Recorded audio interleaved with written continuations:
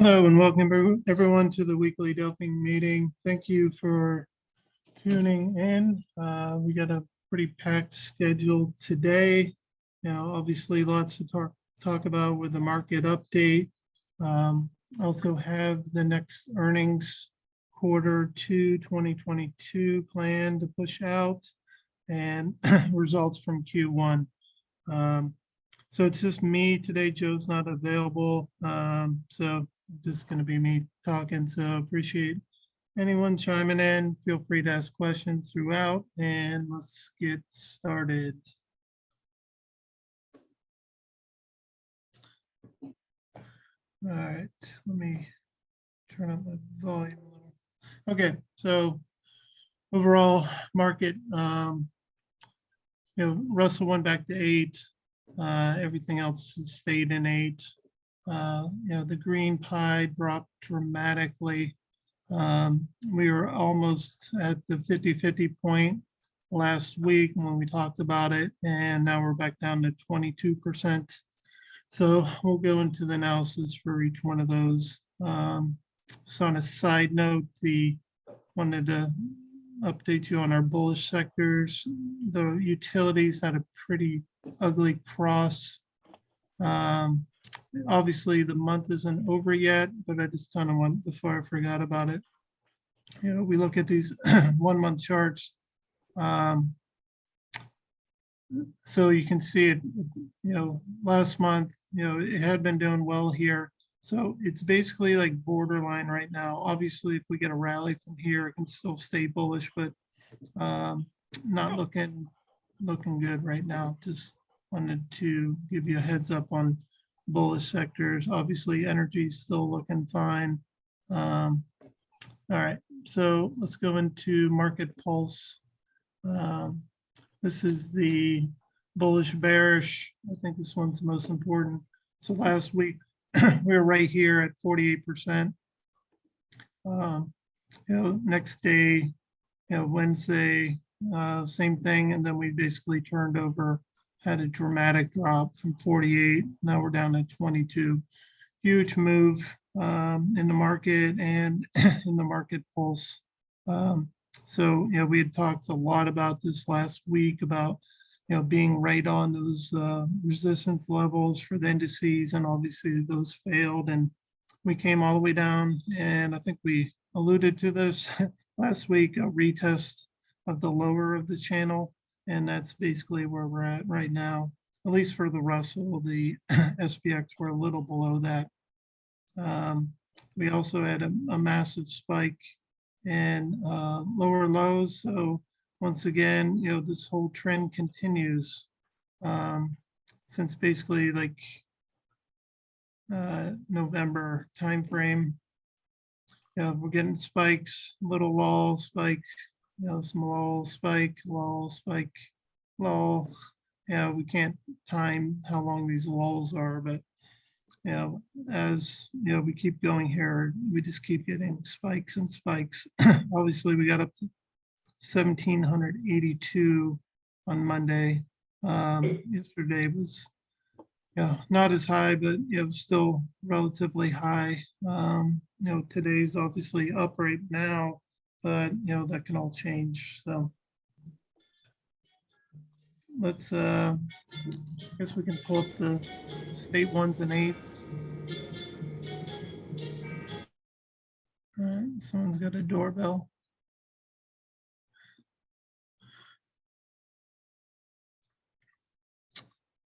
Ones and 8s doesn't have a much different, pretty much same thing. Tuesday we got kind of a little lull and then a huge spike up back above 60 here. I mean, overall, we're now oversold. 30% on the green pie or lower is oversold, so technically oversold right now.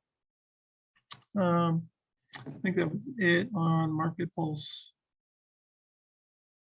New lows. I mean, just you can just point out like the new highs have flatlined pretty much since like November. Very minimal jump ups, and it just continues. Yeah, so this is really just telling us bearish trend with lulls. You know, that's pretty much what's going on. All right, let's go into SPX modeling. So it's nice, this state one chart, this was our last Fed day, May 4th. And yeah, we had a huge move and then next day right back down. So right now, as far as SPX, let's pull up my little drawing tool here. So this is going to be critical level T3 for SPX here. And that price is over here at 36.72. We are below our critical level of 3,800. If we stay below there, over the next few days, it's going to be basically a shift into the tier lower that we talk a lot about on. Now let me clear that. So basically we're in this 42 to 3,800 range. So if we can maintain below here, then we're going to shift into the lower tier. So as far as the modeling though, we've hit our average move. We're pretty close to that right now. You can see the days are pretty much right on. So a lot of, I'll go through the average move. So typically we go in here, retest, go down, and then by this time it's either decided to go up or, keep going from here. So, going lower this part, maybe 20, 30% of the time, it can hold below that T3, but typically it will, bounce off that T3. A lot of our trades in the system are, looking for, that target 3 and state 8 met, and then, like another indicator. So something to watch for, this level is going to be critical on the support for SPX, can stay above there. That's a good thing. And then our other level to the upside, if we can break through 3,800, that's going to be bullish, basically saying we're going to get back into the range from before. So just to put that on this chart here. So if we add it in here, this is our resistance right now, the 3,800. And then, like our other line will be down here. Sorry, someone's we'll be down here that like 36 something or other, 36.78 or something, that kind of area. So that's the kind of levels we want to watch on SPX. If we can get above here, I mean, in general, if we can get above that 3,800 again, and currently we're about 40 points away. That'd be basically bullish to get back into this range that we've been talking about, that we've been following since beginning of May, basically this range in here. So there could be a false breakout to the lower. If it holds below there, then it's going to be a new range. And so the previous range was that 4,200 to 38. So if we stay below, then the top will be 38, and then the lower will be 3,400. So that's something to watch for the next few days. I don't have the crystal ball. These Fed days are always crazy. How the market reacts. I could see a bullish case and a bearish case. I mean, obviously the long term right now is bearish just because of what the Fed is doing. They're raising rates, they're getting rid of assets. That's bearish for the market. But how the market reacts to, the implied rate hike today over the next few days is going to be important to watch. So, right now I think it's changed, and we'll talk about that in a second. It's moved up to an expectation of 75-point hike, and really the impetus of all this dropping has been inflation readings. On this day here, Friday, we got bad reads. We got another one, consumer inflation over 10%. Those things are just whacking the market, and I haven't seen this before. But if we go to like the Fed tool, we can look at the previous and where it was last week. So last week, this is the 50-point hike here, 91.8%. Now it's at 94%, which was only 13% last week for a 75 rate hike. I haven't seen it change. Usually they cook these in and there's not much going to come out of the meeting. So I think this meeting is going to be pretty important to see. I mean, right now there's even a few kind of slanting towards a 1% hike for this meeting. So, I haven't seen these kind of expectations change as much in such a short time. And that's just the inflation readings. I mean, that's where, I think a lot of people want to focus and pay attention to those inflation readings.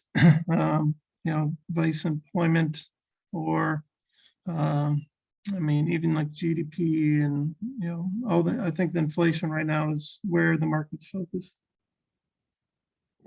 So, right now it's 75. That's the expectation. I think that's what happened, with in the market here. We had huge reads on inflation where people were, they've been saying transitory for a long time. I called the BS flag on that. I think it was last summer. So, really, I mean, the battle's inflation, and is the Fed going to reverse course at any point? Are they going to start buying up assets again? That's obviously a bullish signal, like short term in the market. So, so that's SPX. You got key levels. Just repeat those again. That's 3672 and then 3800. So getting above 3800 is a good thing. Staying above 3672 as far as the modeling is a good thing. But if we continue below this 3800, we're going to shift to the lower zone of 3800 to 3400. Sorry, lots of numbers there. But that's kind of where we're at on this. So let's look at the Russell. I think this one's even more critical to watch. This is led the way down. So I would kind of look to this to lead, signal a low or turns in the market. So right now, you can see we had a 7 down here, pretty much like false breakout, 7, and it just basically turned around, went right back to 8. So, it's really showing a bearish trend here. We have 8, and then a 7, 8, 7, 8. So, on the opposite end of the spectrum, we like to look for stocks, bullish stocks doing 1, 2, 1, 2. This is doing the opposite. So 8, 7, 8, 7. So down, like pull back, down, pull back, down. So that's just the state of the market right now. I think generally that continues. With what we covered in this market pulse. Well, spikes and then kind of lulls and then, more spikes. That's kind of like how I see that, very near term. I think that 1800, which is basically the entry point here, 1700 is the key level on this. Let me pull up this chart. So 18 is where it transitioned. 17 is our critical level here on the Russell. You can see today, we're up about 18. It's been having a hard time getting below that, which gives me a little pause about, the SPX, staying lower. If this can hold, and I think this is the key thing to watch, is that 1700 level, then, I think we're still in this range. And how the market reacts to the rate hike, I could see where people are bullish that, the Fed is fighting and, getting aggressive on inflation. So, people get bullish. Long term, I still think it's ugly, but, near term, it's ugly as long as the Fed continues what it's doing, raising rates and, selling bonds. They're backed in a corner. They're on the tightrope here, so it's going to be quite a meeting. We've been talking about June fireworks for a while, and I don't think it's disappointed. And I think it's going to continue. Volatility, it's going to get even higher. And the market's really, in my opinion, long term in trouble. And how they try and manage their way through this is going to be quite a show. So we'll talk about 1700. So that's almost target one here. Right around this target one range here is 1700. Obviously, target three is 1567. So, if the Russell does fail, the new range would be 1700 to 1500. So, that would be below here. So it'd basically be, between these two here, 17 and 15. It looks like it's acting, I always look for things that are acting like strong support or resistance.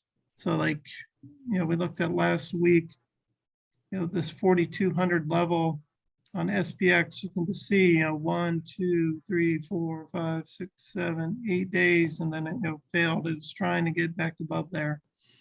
So you kind of look for the opposite on the bottom to see, usually they bounce a lot stronger off the bottom, like it did here. So we'll have to see if we get a strong bounce here. And, so if you can hold that 17, obviously, we're still in that range of 19 to 1700 for the Russell.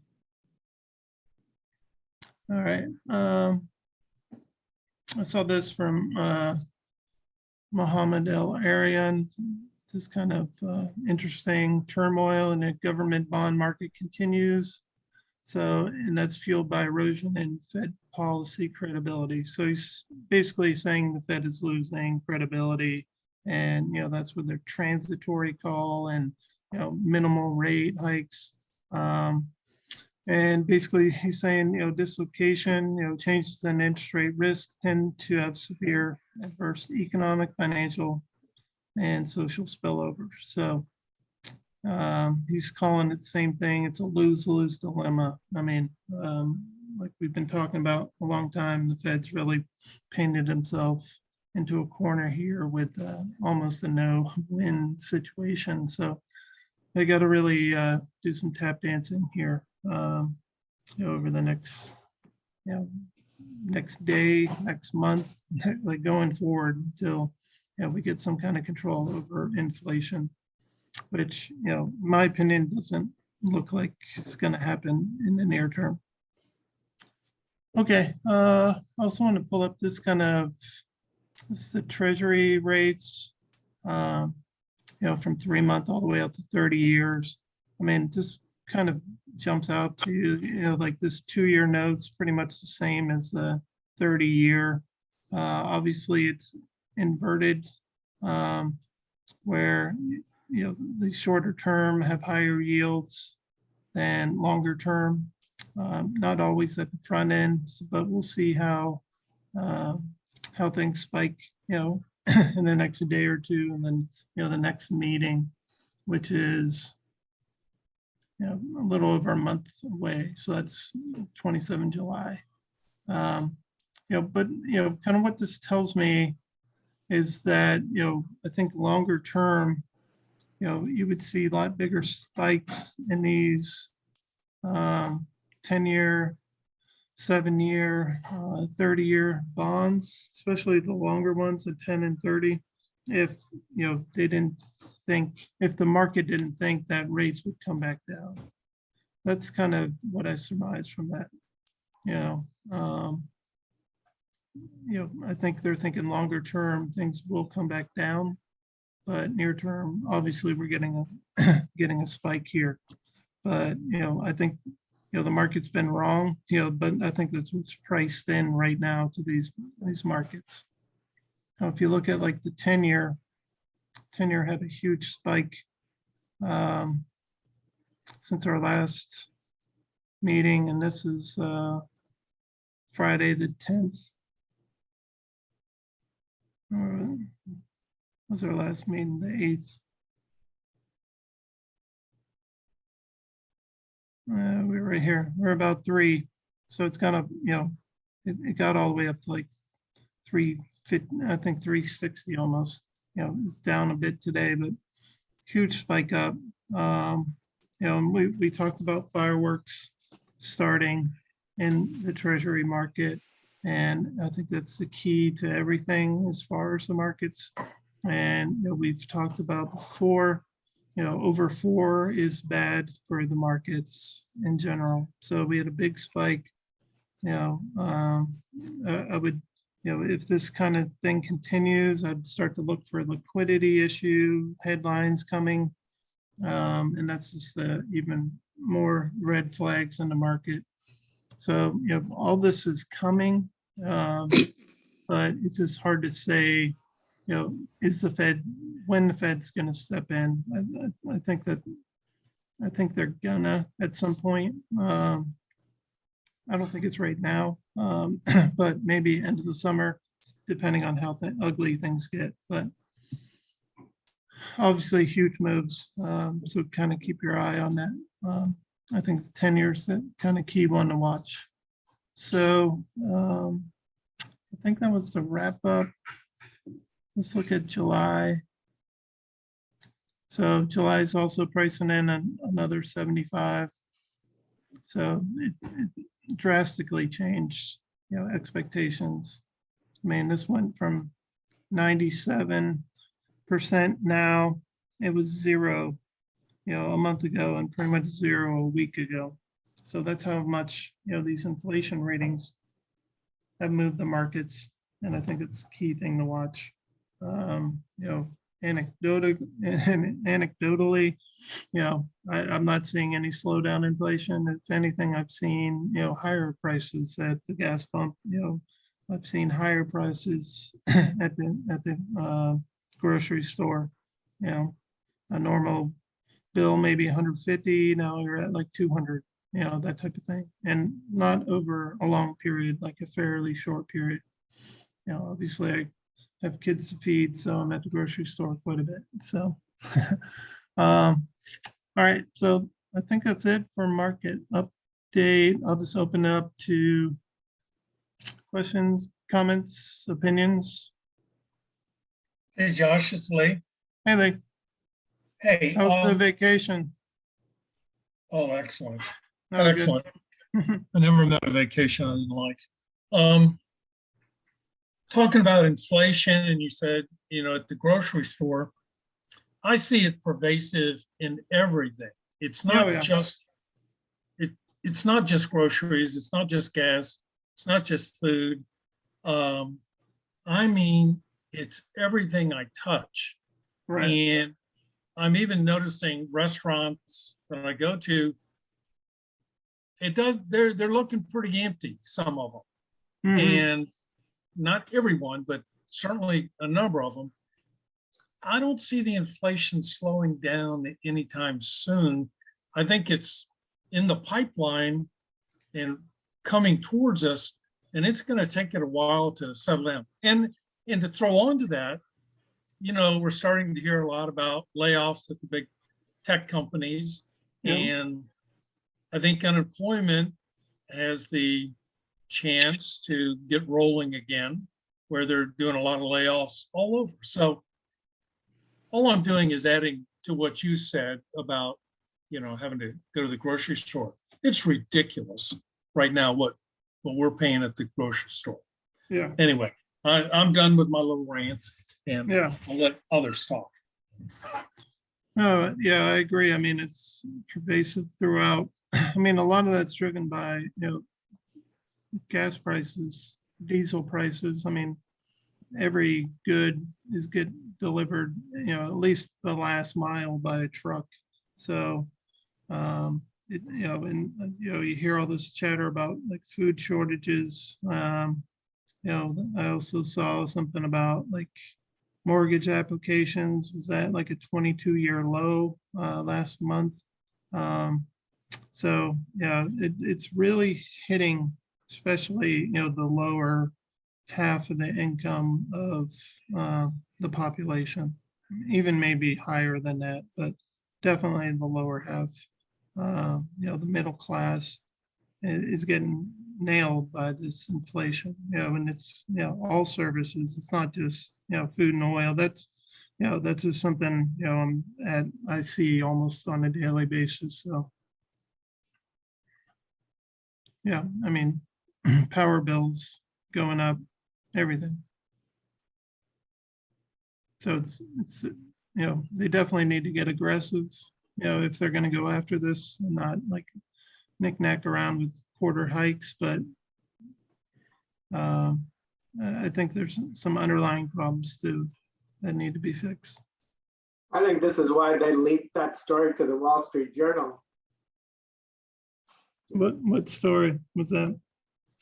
Well, it was yesterday or the day before, the Wall Street Journal reported that the Fed is going to hike rates 75 basis points today. Mm-hmm. It was the Wall Street Journal that broke that. And of course, they don't publish stuff unless they have a source. And then that's when all those expectations on the Fed prediction calendar went to 75. This is why we had a big drop on Monday. Yeah. And most of the people on TV, on CNBC, like Art Cashin, who's a very senior commentator, Yeah. on CNBC, said on CNBC that he thinks the Fed leaked it to the Wall Street Journal on purpose so that they could prep the market for a 75-point hike today. Mm-hmm. And that's when expectations went to 75 today, 75 in July, and then 50 in September. I think the CPI reading on last Friday, they just said, we got to accelerate these hikes. As Lee was saying, the inflation is just going crazy. Yeah. So that was their way, because they had set the expectation in their last meeting that they would do 50 basis points today. Right. And the Fed does not like to do things without setting expectations in the market. Right. And that story leaked to the Wall Street Journal a couple days ago is their way of prepping the market, is what Art Cashin was saying. Yeah, that makes sense. I don't think they want to surprise the market on day of, a couple of days before, I guess is fine. Yeah, because the reporter in the journal has to have a source. Yeah. And, the Fed committee is very tight-lipped. If he got a source on the committee to say they're going to hike, that means that person, whoever leaked it, was given permission to do that, right? Mm-hmm. And I think they're doing 75 and 75 next time, and maybe more in July if the numbers don't, if some of the inflation doesn't start to come down. I drive a Honda Pilot. I filled it up yesterday. It cost me $80. Yeah. And just 4 or 5 months ago, it cost me in the 40s, 42, 43 to fill it up. So Right. Same car, almost double for a tank of gas. Right. Yeah. So I'm pleased this. I think they're going to 75. Yeah. I mean, it's pretty much pegged on that 75 for this meeting now because of, what you talked about. So I wouldn't expect less than 75 at this point. The market definitely doesn't, you know. They have, I guess there's one at, a little bit. I don't know how frequently this changes, but pretty much 99.3%, it's going to be 75. So, yeah. I don't Yeah. watch it every day myself, so I don't know when exactly it changes. But they should have the more I look at these websites, I go, all websites should have a time machine like you guys do, so you can go look at the graph, on the previous day, which is a great feature. So you can't really tell when it changed to this without that feature on the website. Yeah, well, it requires a lot more data, storage to That's true. pull it back a lot. So, yeah. But No, I think if they go for the investors, if you go 75, 75, 50, which is the talk now, Mhm. or faster if data doesn't improve, that is not good for stocks. Stock multiples have to come down, and I think it will continue to see. We will probably see a rise in the market today because the Fed did what they were expected Right. to do. But Yeah. in general, I think the market has to continue downward with those kind of rate hikes. Yeah, definitely longer term. It's hard to say short term how, be all excited for a few days or a week because, they're getting aggressive about it. But yeah, the medium long-term trend right now is down. So I really believe it's key to watch those levels, 1700 on the Russell, 38 on the S&P. I think it's a key, kind of watching those. Hey, Josh, Yeah. Lee again. Yep. Kind of following your point there, I've read or seen where Morgan Stanley, Goldman, maybe a big bank, Citi, such, they're saying they see the S&P potentially down to 3,400, 33, 3,200, kind of in that Mhm. range. And certainly I believe that could happen. And that speaks to what you're saying and you track.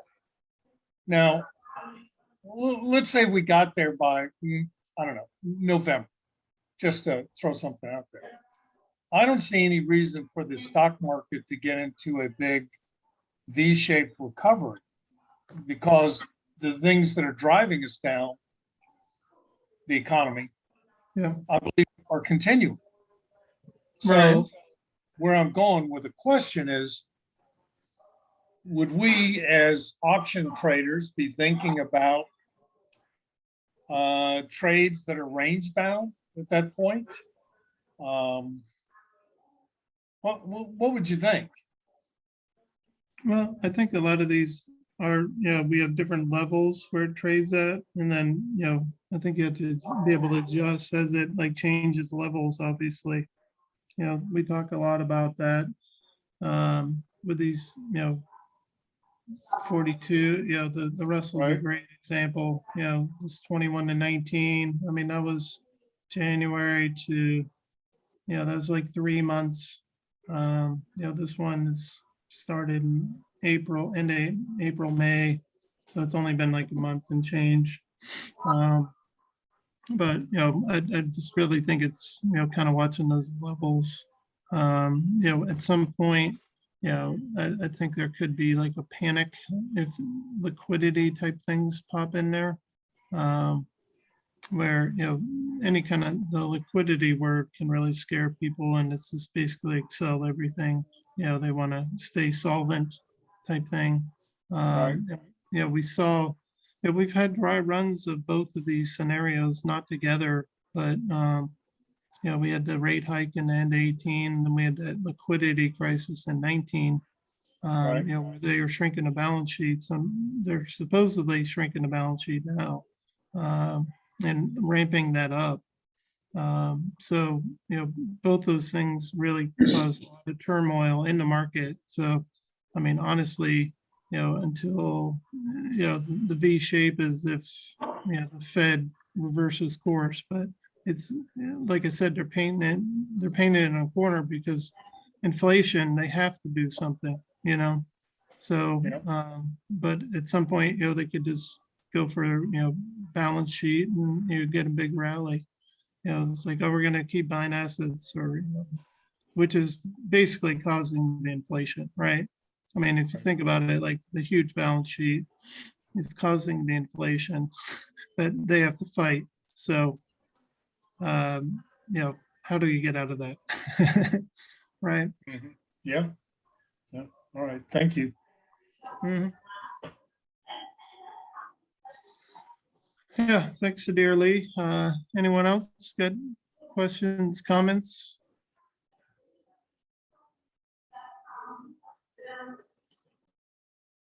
No one? Okay, all right, well, we'll finish that and we'll jump into earnings. All right, I just gotta close all this out. Pulled up, so this is the earnings plan for Q2 2022. Trimmed down trade number wise. I think we're at like 80, 78 or something like that. I didn't count them all, but yeah, we had a pretty big drop in the number of bullish trades. And let me just go through, well, I guess we should talk about the results first.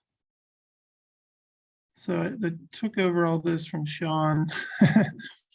So there were some problems before, but those should all be ironed out. This is the Q1. We lost money, but really it was only driven by one trade, right? Oh, let me preface this with this discussion. So just to put this in a context, right? So this is pretty much the beginning of Q1 earnings, right? From January, basically to here, to March. So, terrible market overall. Here's, basically we put out the earnings plan last time at March 15th. So, it's pretty much starting here. So two terrible quarters for earnings overall. So, kind of put that in your expectations. Obviously we lost money Q2. Q1, I mean, that was Q4. Q1, same thing. We lost a little money. Obviously the bullish pre-runners and the bullish runners were kind of the main drivers for those. The win percentages drop, and then you have the Q4 totals here, so you can kind of compare them. Big drop in win percentages. We had 43 estimated trades. Last time we had 54, and we had some software things also where the system was down for a couple of weeks. So we lost some of those trades too. Probably a blessing during these past two quarters. Obviously, we only had one bullish pre-runner, pretty much broke even. The bearish runners obviously had a nice quarter, 5 out of 5. The volatility crush did fine. We had one price mover. The non-movers, I have to go back, and these trades weren't properly tracked. So there's a couple. I think it's actually better than what it's showing here, but I didn't have time to go through and redo those trades. So those are a little off, but Volrise did fairly well, profit wise. But really, as expected, I would say, the bullish trades, based off of that quarter, we talked about from 46.30 basically to 40, 500-point drop. It was pretty ugly. I was surprised. We went through the studies. They actually did a little better. Did better. I think for the most part than these earnings trades. So we went through and leveled out most of the risk. There were still a few that kind of slipped through that were higher risk, like this 47. I didn't pull them out. They didn't really make any kind of difference, one way or the other. So I just left them in. But we're trying to keep the risk between 1,000 and 2,500. So next quarter, anything above 25, I won't even initiate the trade. And let's see here. So getting quite a few estimated trades overall, compared to, 76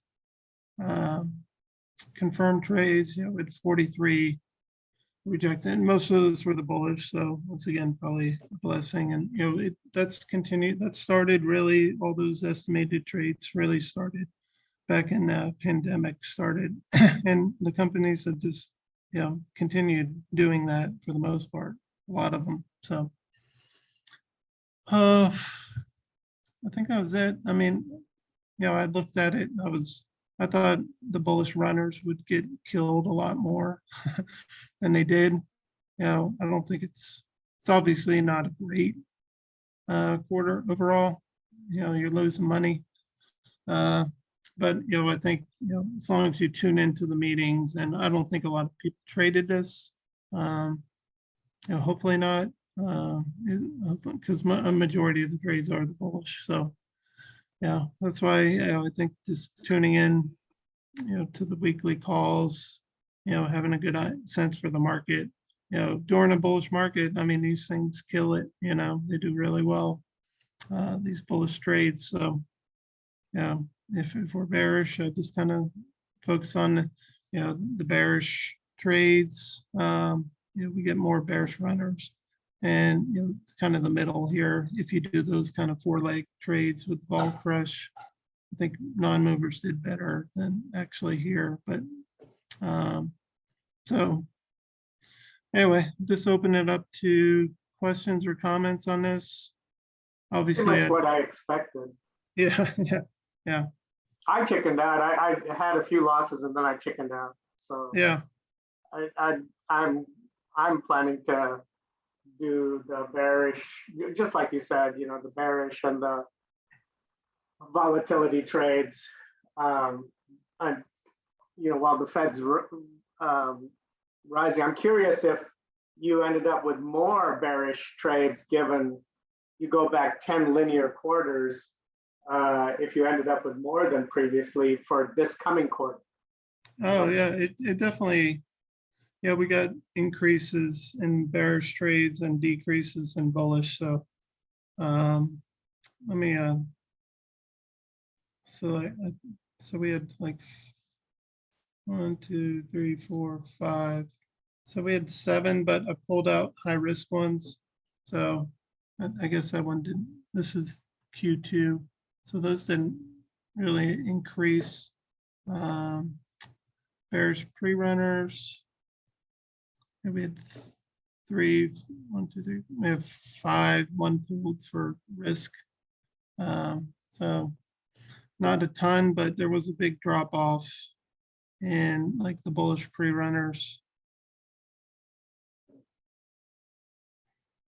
We got 28 with so 2 pulled out for risk, 26 total for the bullish pre-runners. We had that many almost rejected. So it's huge, drop off. Same with the bullish runners.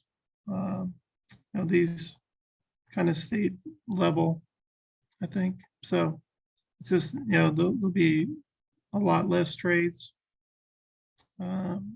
overall for the market. I think we're at, probably right around this number for total, and then, I don't know how many will be estimated during the quarter, but, I think our total is 76 instead of over 100. So, right around 80.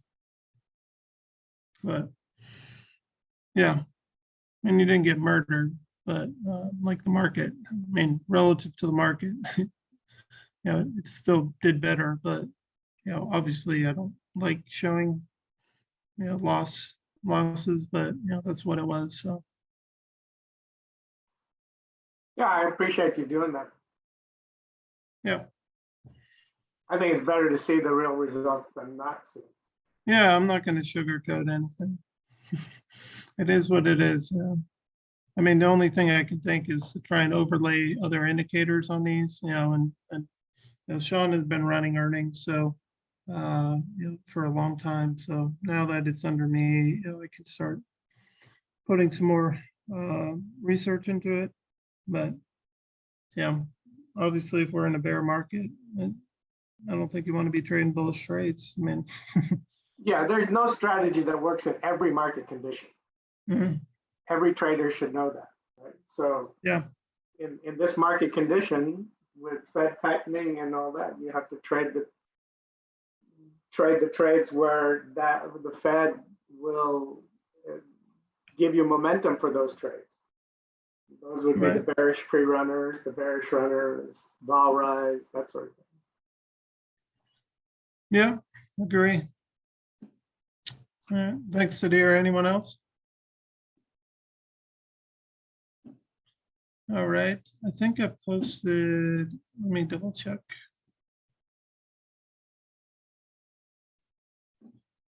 Make sure I post that too. I don't think I did the results. I'll put that in there too. All right, so, all the new trades are obviously in there. For the quarter, I didn't put the earnings plan document. It still needs work. It's not showing up properly. But yeah, this one, it's not working properly. But I went through, so there's no mover trades this time. Non-movers. Yeah, 1, 2, 3, 4, 5, 6, 7, 8, 9. There's 10 in there. So obviously, these are all worked in the past. If it's extreme volatility, it can work in your benefit, because all the premiums are higher. But it's just something that, if things are getting killed in earnings, it's just something to be careful about. As far as those like 4 legs, but all the data's in here, the win rates, then, the best trades. So, all of the trades have to have over 90% win rate, 80% profit factor, and if they're removed with any conflicts with similar type trades. So you got like 10 there, you got a couple in vol crush, 2. See what else, bullish pre-runners obviously down to 26. So big drop-offs in those bullish trades. And I think it's just indicative of the current market. If they were the same number of trades, I would really start questioning the back testing. Like these things should be dropping off because of the past 2 quarters. So bullish runners, down to 20, actually 23. Yeah, so that's a big drop off. And the one that kind of surprised me, the bullish pre-runner,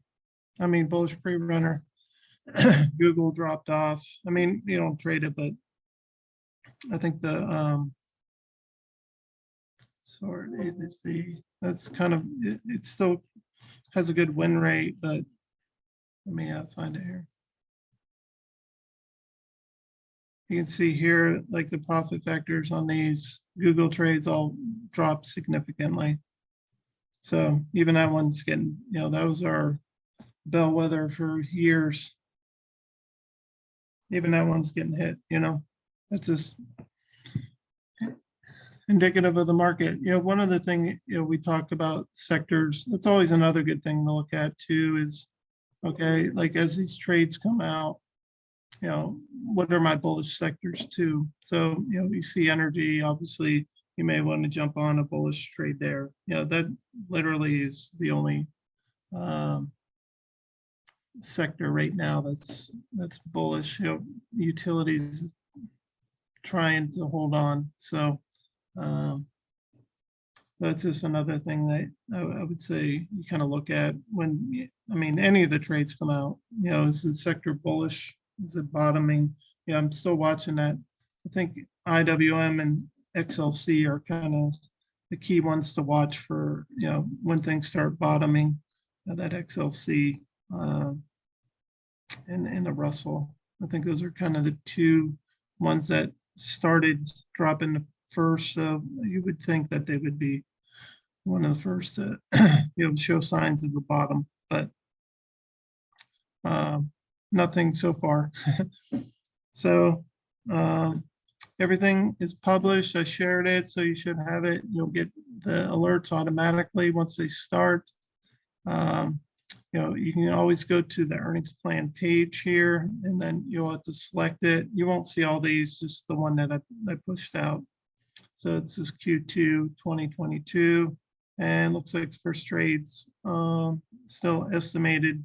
You first confirmed as of right now is JP Morgan bullish pre-runner on 6/22, so a week from now. But these will, as we get data in, they'll switch from unknown to confirmed. If we don't have them in time, then they just won't populate. So, but this page, very useful. It's all like when you pull it up, it'll arrange all the trades by trade date over here.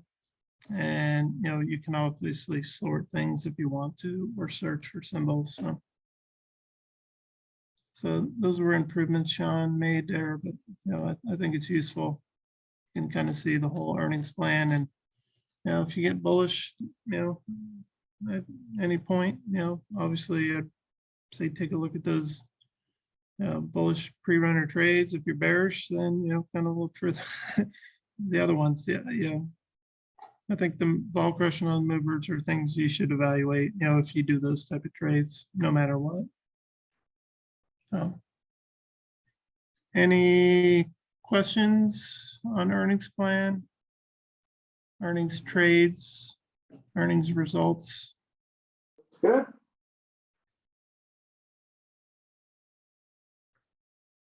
Okay.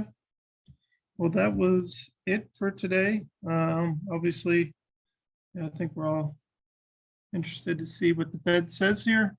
And, the whole key is the Fed. It's driving them in the debt market. So really keep an eye on those two things and, the levels.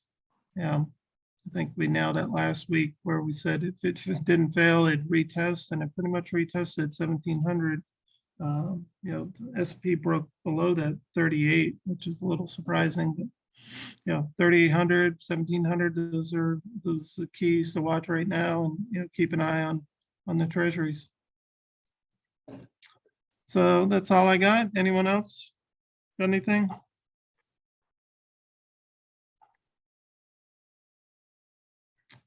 All right, we'll close it up. Thank you all for attending, and we'll do it again next week. Thanks, Josh. Thank you. Thank you.